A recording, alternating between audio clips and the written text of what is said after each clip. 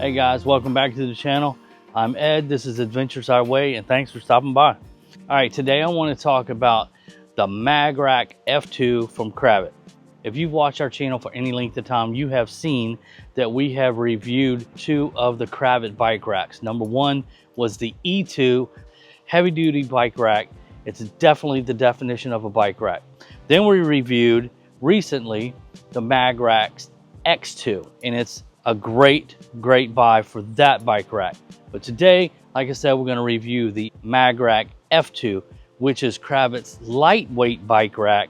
It only comes in at 42 pounds. It comes in at under 200 bucks. So we're going to do the unboxing. I'm going to show you what it looks like coming out of the box. The assembly, not much to assemble. I think it comes in at like 90% already assembled out of the box. Then we're going to install it on the truck. We're going to take it for a ride, show you what this bike rack will do, and then we want to talk about all the specs and features of this bike rack. So without further ado, let's get into it.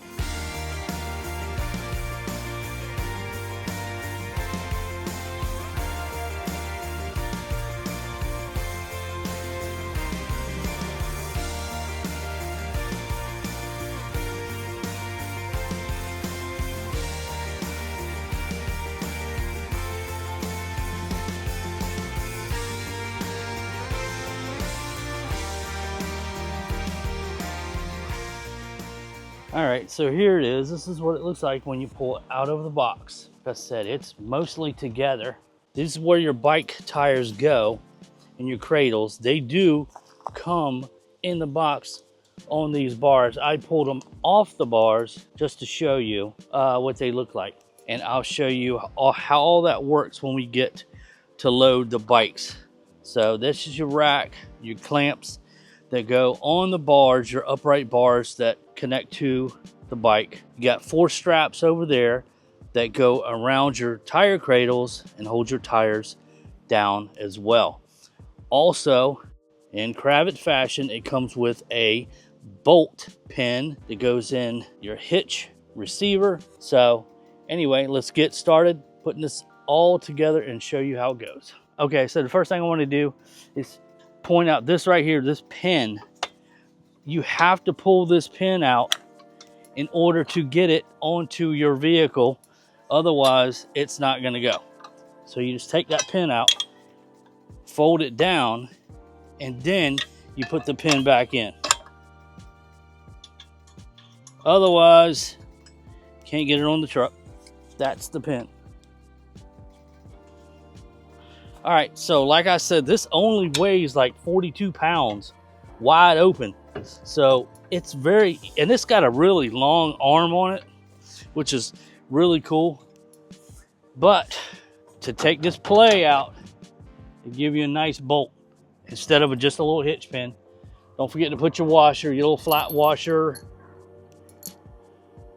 and your locking washer. Except for I got them backwards. That's how you do it.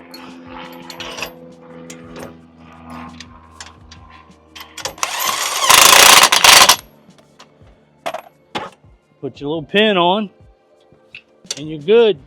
To be able to mount your bike tire cradles, you got to loosen this all the way up, push it in, and then it folds down, and then you want to tighten it back up.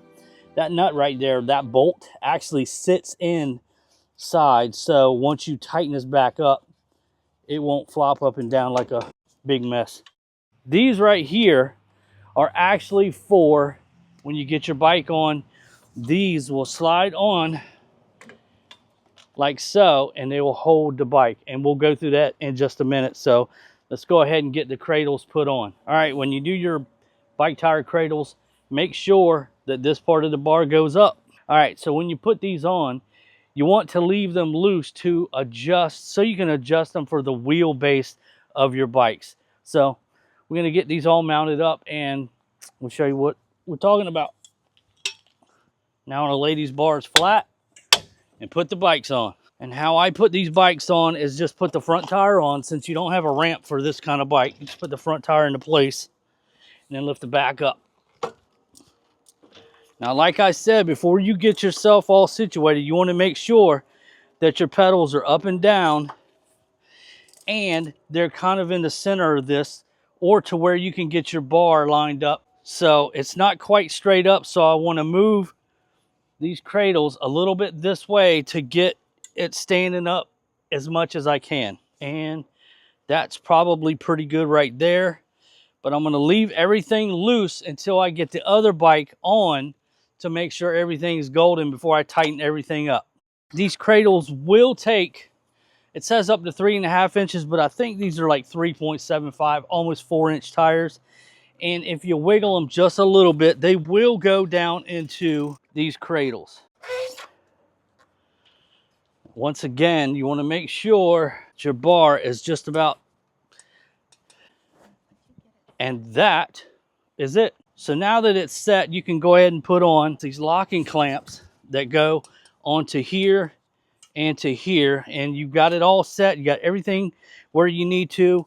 You can go ahead and lock these down. Just tighten them up, and do not forget to tighten them up, because that wouldn't be good.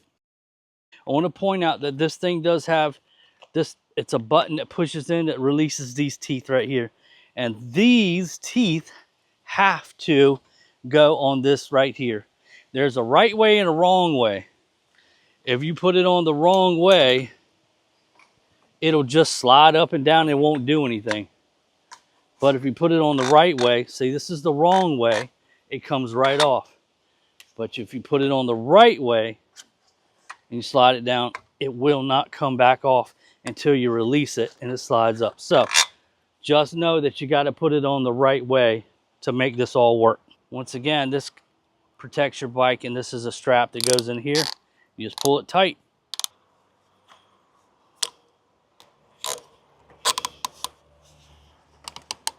All right, now that I have everything mounted like it's supposed to, these are tight to the seat post. These are in the tire cradles. They send you straps, some locking straps. And these go around the tires to the tire cradles for extra security. So I'm going to put them on, show you what it looks like when they're done as well. These straps that strap your tire down to the tire cradle also have teeth, lots of teeth. You make sure that you put it up through that right there and pull it and let go, and them teeth keep it locked in place. Then to undo it, you just push this thumb latch and it comes out.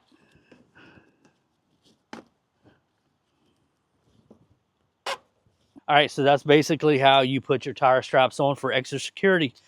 So you got your mount here, you mount here, your mount there. Your bike's not going anywhere. Also, let me just point out real quick, because I was thinking about it. I did remove the battery from the bike, so it does make it lighter, and it's just safer for your battery anyway. So just keep that in mind too. We'll get the other two straps put on, and then we're going to take this bike rack for a test ride, see how it does.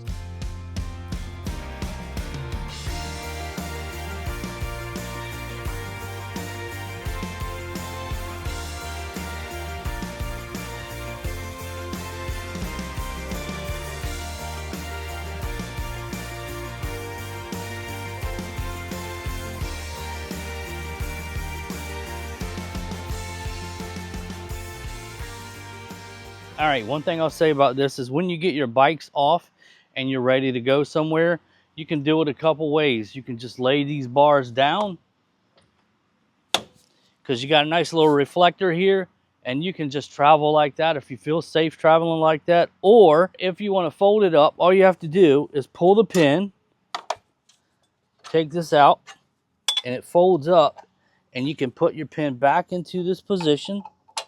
And then you can drive like that with it folded up. If you wanted to leave it just like this, fold your bars up, and you can loosen these, bring it all the way up, tighten these back up, and you can actually travel with it like that down the road too. But that's how you take it off of the vehicle.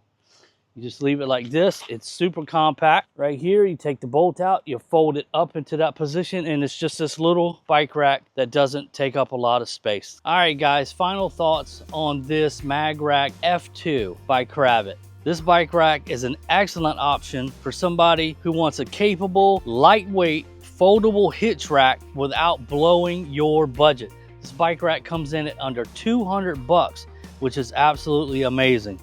It's not going to replace your ultra high-end racks with all the bells and whistles, but for everyday use, this rack is a great option. So if you mostly run around on smooth roads, occasionally off-road, this is a solid contender. It's definitely for heavier e-bikes, lightweight bikes. It even holds up to like 3.5-inch wide tires. Has a 200-pound capacity on smooth roads, 150-pound capacity on off-roads like gravel roads. So again, it's a great option for a lightweight bike rack. Guys, if you like this bike rack review video, give it a thumbs up and hit that subscribe button. And if you have any questions about mounting different kinds of bikes, or if you want to see me compare the E2 against the X2 against this F2, drop a comment down below. If you have any other questions, don't be afraid to drop a comment down below. Guys, I'll leave down in the description where you can get this bike rack. I'll leave a link to a discount code in the description as well.